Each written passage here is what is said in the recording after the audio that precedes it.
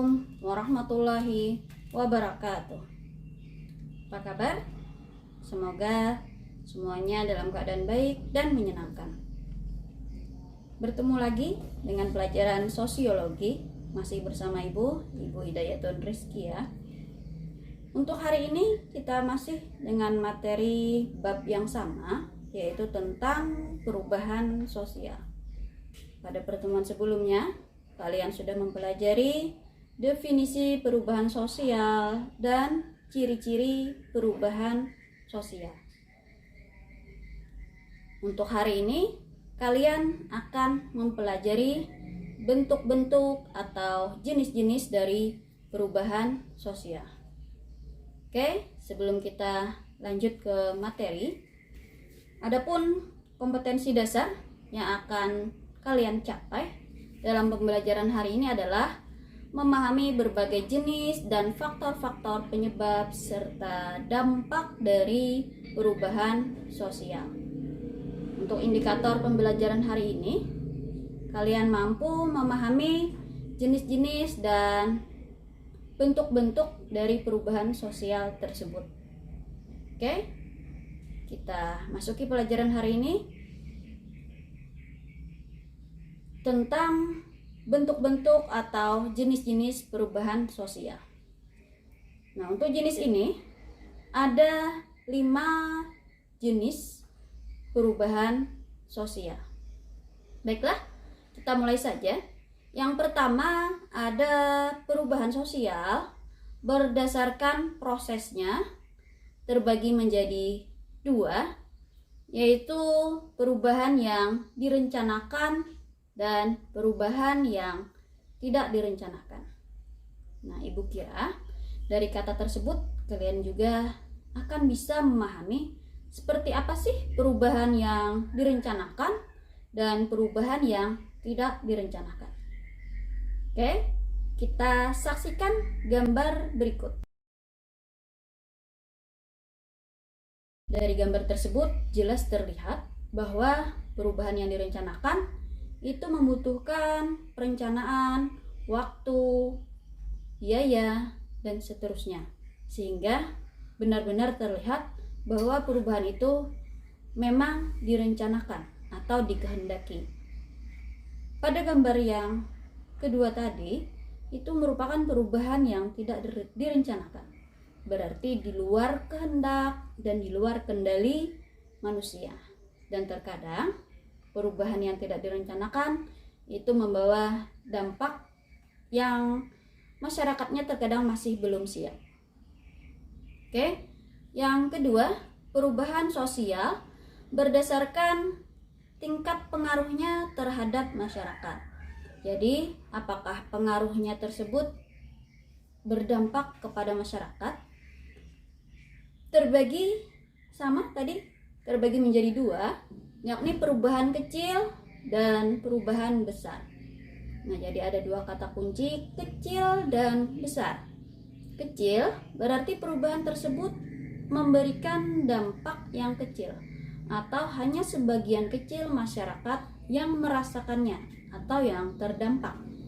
Sedangkan perubahan besar berarti dalam hal ini hampir seluruh lapisan masyarakat, bagian masyarakat itu terpengaruh dengan perubahan tersebut.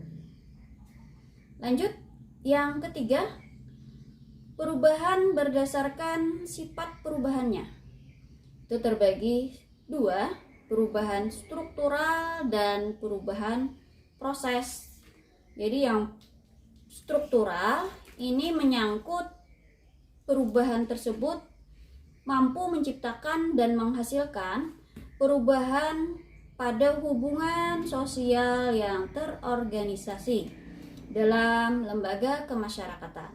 Kita ambil contoh pemilu presiden yang diadakan 5 tahun sekali, itu membawa perubahan secara struktural, di mana secara organisasi berubah sehingga pada akhirnya mempengaruhi hubungan sosial. Yang kedua, perubahan proses. Nah, proses di sini berarti tinggal adanya pergantian proses sifatnya tidak mendasar, hanya menyempurnakan dengan yang sebelumnya atau yang pernah ada. Kita ambil contoh dalam dunia pendidikan. 2 tahun yang lalu untuk siswa kelas 12 itu diadakan yang namanya ujian nasional. Nah, sekarang sistem prosesnya itu berubah, yakni dengan adanya kebijakan AKM, analisis kompetensi minimum. Nah, dalam hal ini berarti ujian nasional pada masa ini dianggap kurang mampu dalam mencapai tujuan pendidikan, maka digantilah AKM. Lanjut, yang keempat, perubahan berdasarkan sisi kemajuan dan kemundurannya. Nah, kalau yang kemajuan berarti memberikan kemajuan di masyarakatnya, kemunduran berarti membawa dampak berupa kemunduran di masyarakat. Nah, ini terbagi menjadi 2, perubahan progres dan perubahan regres. Progres tadi membawa kemajuan, regres membawa kemunduran. Nah, untuk lebih jelasnya, kalian bisa saksikan gambar berikut. Selanjutnya yang kelima, perubahan sosial berdasarkan kecepatan berlangsungnya.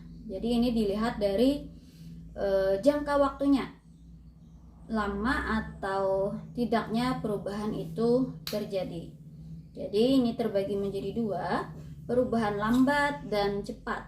Kalau perubahan lambat, istilahnya adalah perubahan disebut dengan evolusi, sedangkan perubahan cepat disebut dengan revolusi.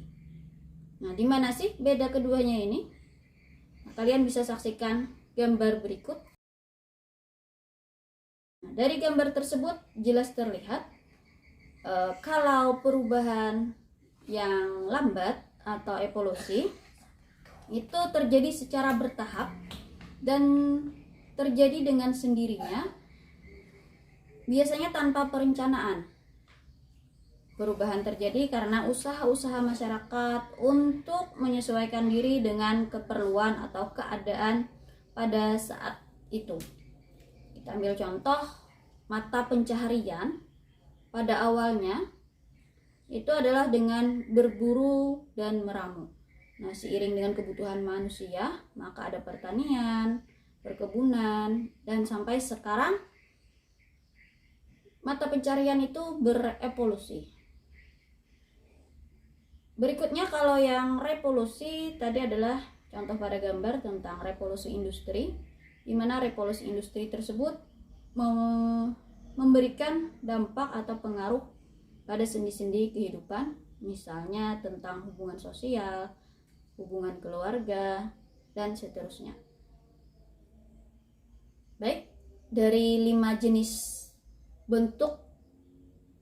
jenis atau 5 bentuk perubahan sosial tadi, Ibu minta kalian carikan gambar salah satu dari 5 itu, kemudian kalian tentukan perubahan tersebut berdasarkan apa, yang terbagi menjadi 2, kemudian beri alasan kenapa termasuk perubahan dengan jenis tersebut. Oke, Ibu kira semoga kalian bisa dan mampu mengerjakan tugasnya dengan baik. Untuk terakhir kalinya, Ibu berpesan dalam perubahan sosial kali ini sangatlah berpengaruh dalam kehidupan kita, atau yang realitas yang terjadi pada dunia sekarang ini membawa perubahan. Nah, mungkin kalian sudah ada gambaran mau mencontohkan bentuk perubahan yang mana atau jenis yang mana. Jadi kemampuan berpikir kritis dan realistis dalam pembelajaran sosiologi terkait dengan materi perubahan sosial ini perlu kalian terapkan, sehingga kita bisa menjawab tantangan yang ada sekarang.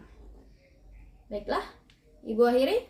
Wassalamualaikum warahmatullahi wabarakatuh.